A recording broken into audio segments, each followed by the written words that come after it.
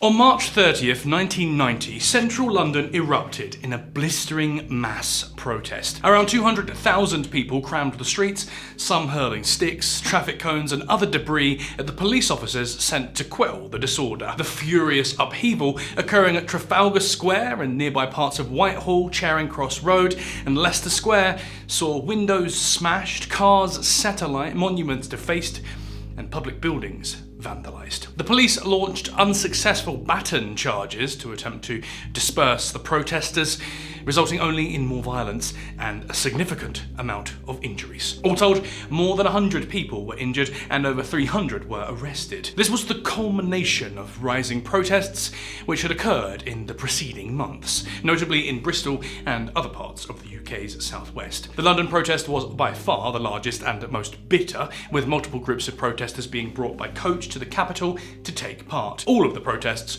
were against one thing: the wildly unpopular community charge, commonly referred to as the poll tax, which had been brought in by then Prime Minister Margaret Thatcher. The tax was an unmitigated failure, generating astonishing opposition across the length and breadth of Great Britain. It ultimately helped end the decade-long domination by Thatcher of the British political establishment. She resigned the prime ministership only 6 months after the Trafalgar Square riot, and the tax was scrapped not long after. So, what was this hapless idea? Who dreamt it up? And why was it ever introduced in the first place?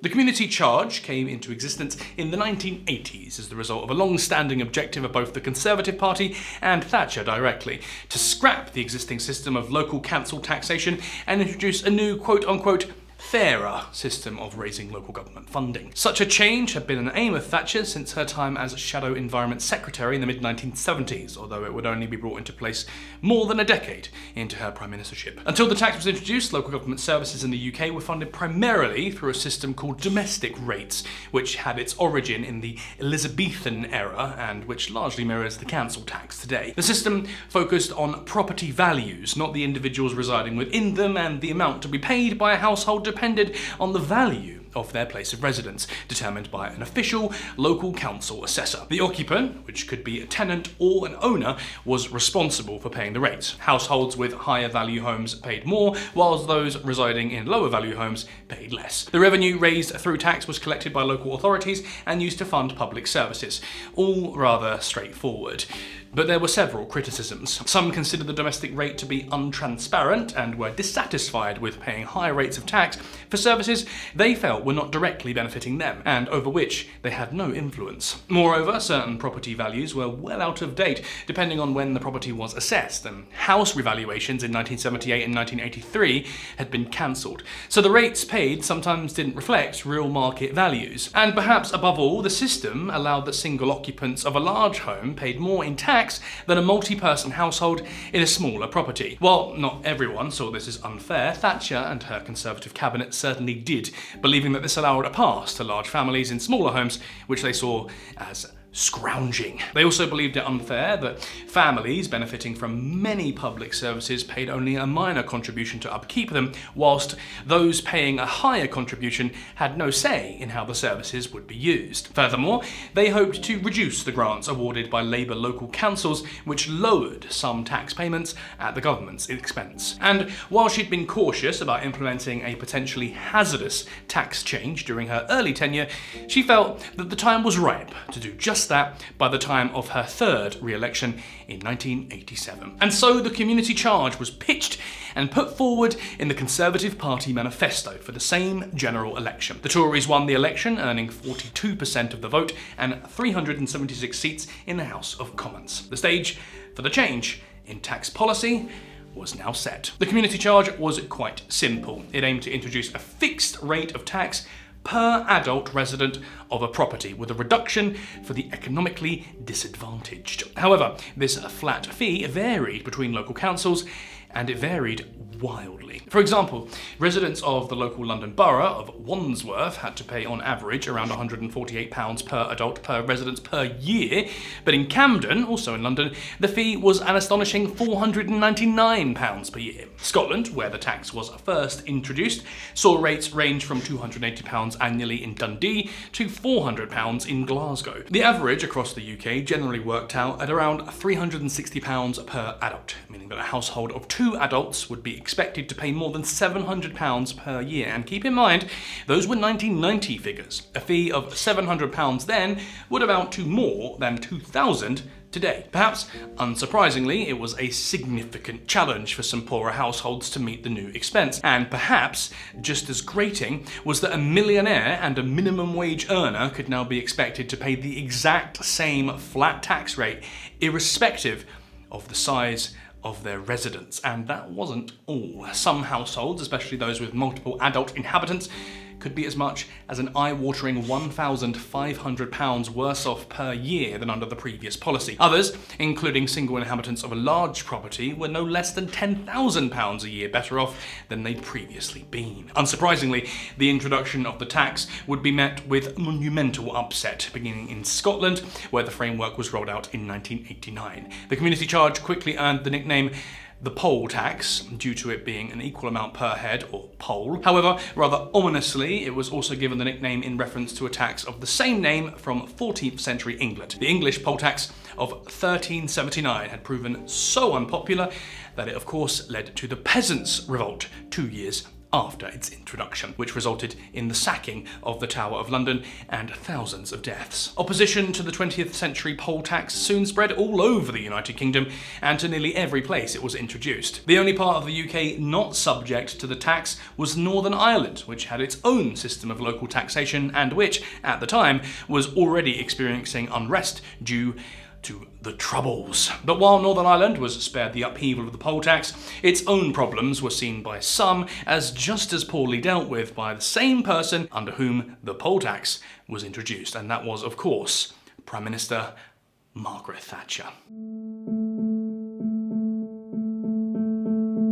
Thatcher entered 10 Downing Street on May 4th, 1979. Before that, she'd served as leader of the Conservative Party and leader of the opposition for the previous 4 years. She'd built an image as a political bulldog, refusing to bow to opposition of any kind, and was issued the nickname the Iron Lady by a Soviet journalist in 1976. Unsurprisingly, this uncompromising approach carried on into her 3 consecutive terms as Prime Minister, something for which she, initially at least, received no shortage of applause. Thatcher's unwillingness to accept Argentinian military occupation of a minor British territory in the South Atlantic turned into the 1982 Falklands War, a 10-week conflict for which she ultimately received praise for defending British interests. This, along with a recovering economy, led to a landslide re-election in 1983. Emboldened, Thatcher also overcame the miners' strike in 1985, thereby breaking the long-standing power of mining unions, who'd helped hasten the downfall of Tory Prime Minister Edward Heath in 1974. But this time she also faced criticism given the massive pit closures and job losses which accompanied and followed the 11-month-long strike. Still, she brushed off her critics and saw her objective through to characteristic dogged fruition. In much a similar vein, Thatcher introduced a hardline approach to security in Northern Ireland.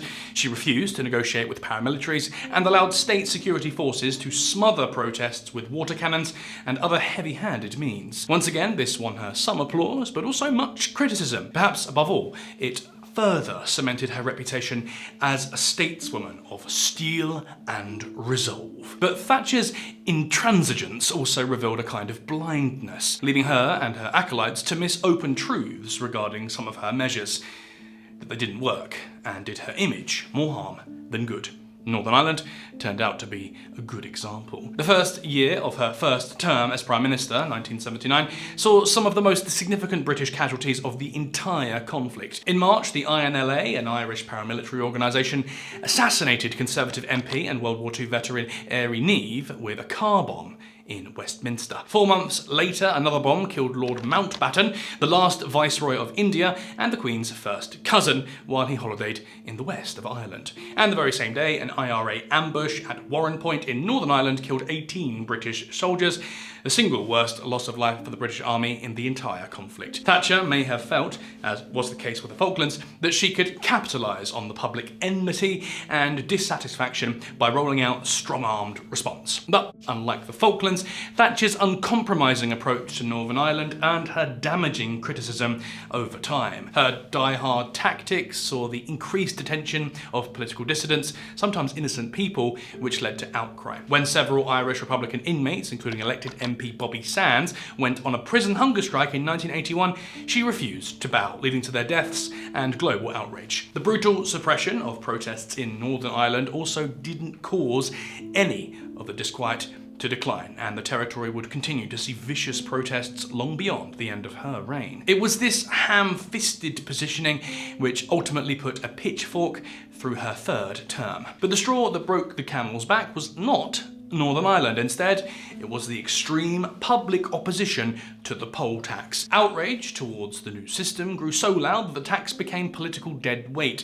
Even so, as she'd done time and time again, Thatcher refused to back down until even her own Conservative Party backers began turning on her. But the Iron Lady wasn't alone in her stunted wisdom. In fact, the legislation was the work of a specially tasked study group who drafted and dragged the proposal through the Commons at the tail end of the 1980s. And the group had managed to display several grave errors in judgment.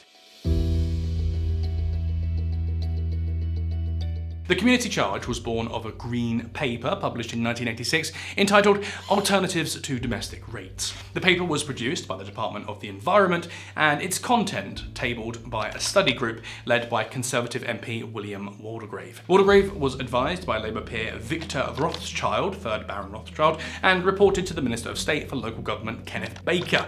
Later, the Right Honourable Lord Baker of Dorking. The group worked jovially and enthusiastically on the proposal. They seemed to believe in its effectiveness and largely spent the time devising it in cheerful agreement with one another. But they were deluded and managed to display a remarkable lack of common touch, which was generally attributable to something shared by all three: their upbringing in an ivory tower. The privilege of the poll tax ideologues was examined by author Matthew Syed in his book Rebel Ideas, citing the work of political experts Anthony King and Ivor Crewe. A clear case in point was group leader William Waldegrave, who'd been personally approached by Margaret Thatcher to find an alternative to the domestic rates tax system. William was the 7th child of Geoffrey Noel Waldegrave, 12th Earl of Waldegrave, later known as the Viscount Chewton, Lord Warden of the Stannaries. He had a cook and a governess growing up, attended the exclusive Eton College, and holidayed with his family and other members of the aristocracy at his family chalet in France. The family otherwise lived in Chewton House, one of the largest mansions in southern England, and in his memoir, Waldegrave stated how, "When we mentioned our neighbours, we meant the Jolliffes at Amadown, 8 miles away, or the Asquiths at Mells, the Duckworths at Walcot Lea, the Hobhouses at Hatsburn, or the Bishop at his palace at Wells." In the same memoir, he reflected on the, quote, serious mistake that was the poll tax, to which he devoted an entire chapter, quite unambiguously entitled The Poll Tax, All My Own Work. But it wasn't entirely his own work, as fellow members of the study group also failed to identify the looming issues with the legislation. Perhaps unsurprisingly, they were all of a similar haughty stock. Rothschild and Baker were both born to aristocratic lineages and attended the fee-paying Harrow and St Paul's schools, respectively. They went on to study at Oxford and Cambridge before beginning their political careers afterwards. As mentioned, the members of the study group seemed to love working together. They described a feeling of, quote, remarkable esprit de corps, and determined that their proposal was the most equitable system of taxation to replace the domestic rates. But there was a problem. Each one of them proved to be entirely tone deaf to the economic consequences of the proposal. And they weren't alone. Since the poll tax was a proposal by the Department of the Environment, it was introduced by the Environment Secretary, who in 1989 was Nicholas Ridley, later the Right Honourable Lord Ridley of Liddesdale. Like his colleagues in the review group, Ridley was born to an aristocratic family, educated privately at Eton and Oxford, and had been a Member of Parliament since 1959. He was also made a life peer almost immediately after the poll tax failed in 1992. Ridley and the study group seemingly could not see how a surcharge of several £100s could be so ruinous to anyone. Ridley himself responded to the controversy with some confusion, remarking, apparently seriously, that if elderly couples didn't have the means to pay, then, quote, they could always sell a picture. He was replaced as Environment Secretary just as the tax saw its introduction and became the chairman of the Conservative Party and a key member of Margaret Thatcher's cabinet. His replacement was Chris Patten, another privately educated stalwart of the Conservative Party, who had the unenviable task of trying to see the poll tax through to fruition. Patten lost his parliamentary seat in 1992 in the wake of the resulting scandal, but went on to occupy other key government positions and eventually, like the others, became a life peer in 2005 as the Right Honourable Lord Patten of Barnes. Now, it was not that the Environment Secretaries and Review Group members responsible for the poll tax were unintelligent, unscrupulous, or uncaring. Rothschild had served his country with distinction as a spy catcher in World War II and was decorated with both the Legion of Merit and the Bronze Star Medal by the US Armed Forces. Waldegrave was later a trustee of the Rhodes Trust and the National Museum of Science and Industry and went on to serve as Health Secretary and Minister for Agriculture. Chris Patten went on to serve as the final British governor of Hong Kong and also made a significant contribution to the peace process in Northern Ireland. All of the figures involved in the poll tax scandal had distinguished political careers of some form or other, and all of them were named life peers in later years. But perhaps, given their aloof backgrounds, the lawmakers simply couldn't fathom how a large family on a modest income living in council housing would be unable to meet the fees they were now faced with paying. Much later, Waldegrave would own up to the myopic nature of the plan, declaring it in his 2015 memoir to be a grave mistake. But back in 1989, the men he led displayed no such foresight, and what would follow was anarchy. The council charge was introduced in Scotland in April 1989, further to being introduced to England and Wales a year later. Immediate insurrection followed. The tax soon proved almost impossible to collect due to a widespread campaign of civil disobedience, which saw people intentionally avoid answering the door to the tax deliverers, ignoring formal notices, or even moving between residences so as not to be pinned down to pay the charge. Many ignored even court summons, and a significant number of citizens deliberately took their own cases to court, thereby choking the judicial system and making the tax ever more difficult to execute. Still, despite the extreme difficulty of rolling out the tax in Scotland, it was mooted to be brought to England and Wales in April 1990, and as that day approached, the protests reached their zenith. An enormous demonstration was organised in London at the end of March by a group called the All Britain Anti-Poll Tax Federation. The protest was infiltrated by the Trotskyist Action Group Militant Tendency, as well as various anarchist and other left-wing factions. What began as a peaceful protest soon turned violent, and riot police was sent in to subdue the evolving unrest. According to local sources, mounted police, in an attempt to clear Whitehall of protesters, charged out of a side street into the crowd in Trafalgar Square. Whether intentional or not, this was interpreted by the crowd as a provocative act, leading to anger in the central square. As shielded police vans drove into the crowd, a risky tactic used to deal with mass demonstrations at the time, the crowd counterattacked the vans with wooden staves and scaffolding poles. What had become a full-blown riot then escalated further, and protesters turned their attention to various nearby installations, including the South African embassy, because at the time a focal point of protest due to the faltering but still existing national system of apartheid. The riot continued for the rest of the day, causing damage to storefronts, cars, and other nearby infrastructure. Clashes between the rioters and police continued until the early morning, and rioters attacked the Stringfellows nightclub, as well as various Covent Garden cafes and wine bars. The riot eventually dissipated after 300 arrests were made, including both violent offenders and peaceful protesters caught in mass sweeps. At least 113 people were injured, of whom around 60 were police officers, and around £400,000 worth of property damage was caused. The scale of the violence shocked both the government and the public, and the media coverage, especially scenes of police charging crowds and protesters setting fires, sparked intense debate. But public sympathy leaned heavily towards the anti-poll tax cause, even among those who publicly condemned the violence. Incredibly, Thatcher stood by her initiative. She considered the disorder to be the work of leftist agitators and a challenge to the authority of her government. One member of her cabinet later remarked that as a result of the riot, Thatcher actually doubled down on the poll tax in what was by now another characteristic instance of stubbornness. So the government pressed ahead with its implementation, and the tax remained in place for almost a full year beyond the London riot until March 1991. And in that time, it continued to be stymied by relentless public opposition. Smaller protests regularly took place, often coordinated by the All Britain Anti-Tax Poll Federation, as well as other networks such as 3D, Don't Register, Don't Pay, Don't Collect, and hundreds of local anti-poll tax unions. Protesters chanted "Can't pay, won't pay," a slogan adapted from a well-known stage play, and the anger offered new life to various workers' groups and trade unions, wounded though they'd been by Thatcher's tough policies. Support for the Labour Party also rose, or the party itself, as its 1988 annual conference decided against supporting the non-payment campaign and condemned the 1990 riot as senseless and the work of opportunists and anarchists. By late 1990, the BBC reported that around 1 in 5 citizens had yet to pay the tax, and that in some local councils, non-payers amounted to almost 30% of residents. This began to impact state coffers as non-payers rose to 17.5 million people in serious arrears. Thatcher had considered introducing subsidies to mitigate the worst fees resulting from the new tax, but this was rejected by the Treasury under Chancellor and Conservative MP Nigel Lawson, who'd opposed the tax since its inception. In some ways, Lawson's stance was itself an extension of Thatcher's own policies, since a bailout would mean giving even more money to the local government, something the tax had been brought in to avoid doing in the first place. Slowly but surely, some figures in the central government began to consider the poll tax unworkable, and Thatcher would soon pay a steep price.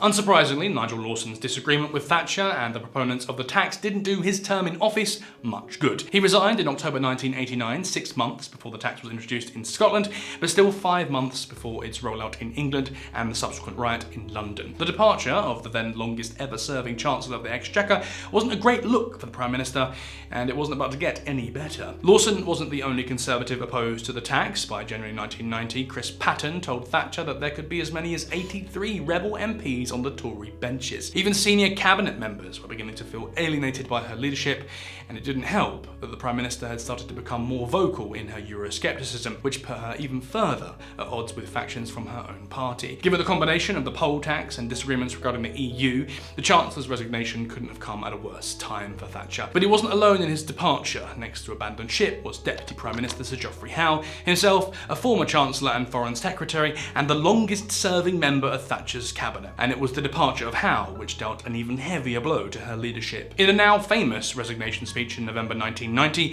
Howe issued a devastating critique of the Prime Minister, comparing her to a captain who won't let the team use their paddles. All of this coinciding with the ongoing fallout from the poll tax left Thatcher, the titan of British politics throughout the 1980s, suddenly vulnerable to long-suppressed angst of the public and elected officials alike. Not only that, but a rival has started to emerge in a rising parliamentarian from Wales, Michael Heseltine. Heseltine was yet another Environment Secretary, the latest in a string of ministers with the thankless job of executing the poll tax. Shortly after Howe's resignation, Heseltine mounted a challenge to Thatcher for leadership of the Conservative Party. Within weeks, a leadership ballot was held. In the first round of voting, Thatcher won more votes than Heseltine, but not by a large enough margin to avoid a second ballot under party rules. Although she initially vowed to fight on, she was quietly but firmly advised against doing so by members of her cabinet, something which came as a great shock and massive upset to the Iron Lady after close to 11.5 years of continuous leadership. It became clear to her that she no longer had strong backing even amongst loyal members. And so Thatcher announced her resignation as Prime Minister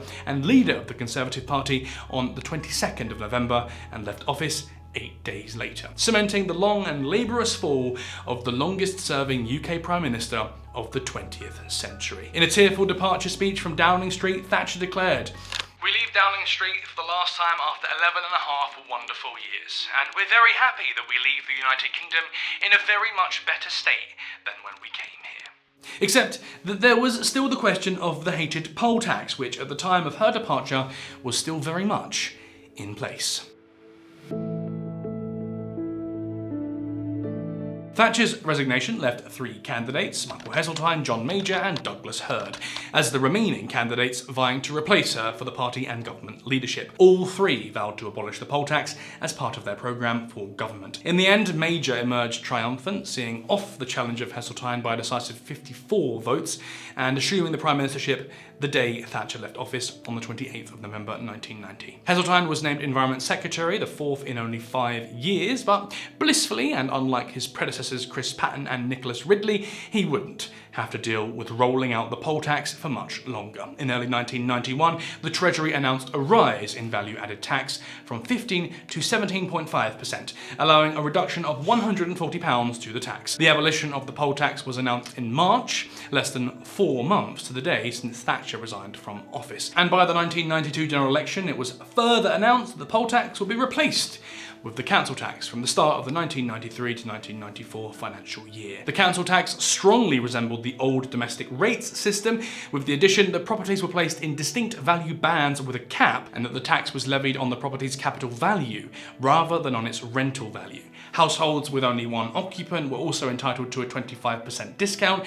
In short, a regurgitation of the same preceding system, but with the addition of a few minor certain exemptions and discounts. Thatcher, for her part, remained bitter about her party's about-face on the poll tax for the rest of her life. Referring to the anti-poll tax movement and the ultimate withdrawal of the system she'd rubber-stamped, she labelled it, quote, "one of the greatest victories for these people ever conceded by a Conservative government."